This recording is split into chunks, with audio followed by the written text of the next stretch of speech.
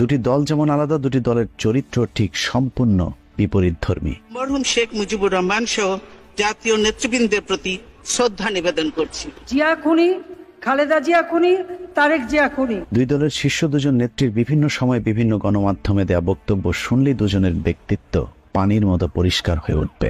আমরা নির্বাচন চাই এবং নির্বাচনে অংশগ্রহণ করতে চাই, কিন্তু সেই নির্বাচনটা হতে হবে নিরপেক্ষ সরকারের অধীনে। যাদের ইচ্ছা নির্বাচন করবে, আর নির্বাচন করার মতো শক্তি যদি কারো না থাকে তারা হয়তো করবে না। প্রধানমন্ত্রীর মতো রাষ্ট্রের সর্বোচ্চ পদে থেকেও বিভিন্ন সময় তার বক্তব্য শুনলে মনে হয় দীর্ঘ সময় তিনি নিষিদ্ধ পল্লীতে সময় কাটিয়েছেন। আপনার দিল মে जो प्यार है ওই प्यार लेके पाकिस्तान में जाइए। তুমি খালেদা জিয়া রহমানের সাথে অন্তত 2 মাস 1 মাস পর পরই আমাদের বাসায় যে বসে থাকতা, চেয়ার পেতেও বসতা না, ওই লবিতে মোড়া ছিল, মোড়া পেতে বসতা। তবে এটাও ঠিক যে এদের জন্ম তো বাংলাদেশে না, না জিয়ার জন্ম বাংলাদেশে, না খালেদা জিয়ার জন্ম বাংলাদেশে, কারো জন্মই না। তো তাদেরকে কি করা উচিত? পদ্মা সেতুতে নিয়ে যে ওখান থেকে পদ্মা নদীতে টুস করে ফেলে দেওয়া উচিত। যেমন কুকুর তেমন মুগু, না হলে সোজা হয় না। বিএনপি যদি বেশি বাড়াবাড়ি করলে আবার জেলে পাঠিয়ে দেবো, কোনো চিন্তা নেই।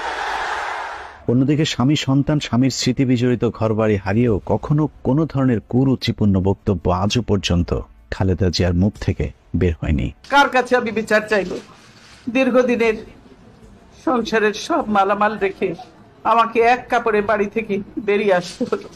এই হাসিনার অধীনে কোনো নির্বাচন কি সুষ্ঠু হবে? এতগুলো কিছু দেখার পর হবে না। ইনশাআল্লাহ আল্লাহর বিচার থাকলে এই দেশে বিএনপি আবারও আসবে। পোশাক আশাকেও দুজনের পার্থক্য একেবারে পরিষ্কার। একজন রাজরানী তো আরেকজন ড্যাশ মারানি। আমার কোনো দরকারই নেই। পাওয়ার চাই। চিন্তা চেতনার উচ্চবোধ, নীতি আদর্শ সব দিক থেকে উন্নত চরিত্রের অধিকারী বেগম খালেদা জিয়া। আমি এখন জনগণের জন্য, দেশের জন্য, মানুষের জন্য কাজ করতে চাই।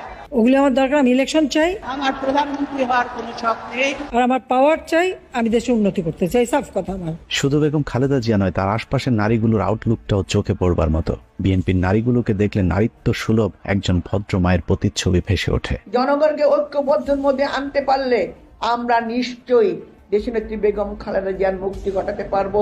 জনগণকে নিয়ে আমরা মাঠে নেমেছি, আমরা এই জনগণকে নিয়েই এই সরকারের পদত্যাগ করাবো, এটাই আমাদের বড় ইচ্ছা। চারিত মানুষগুলা সব সমবেত হয়ে যাচ্ছে। এই সরকারের আন্ডারে ফেরেস্তাও যদি ইলেকশন করে, সেও ডাহা ফেল করবে। আমি শেষ রক্তবিন্দু দিতে প্রস্তুত যদি মনে করি আমার রক্তবিন্দু দিয়ে এই দেশের গণতন্ত্র প্রতিষ্ঠিত। স্বাধীনতার ঘোষণা তারা দিতে পারে নাই, ব্যর্থ হয়েছে।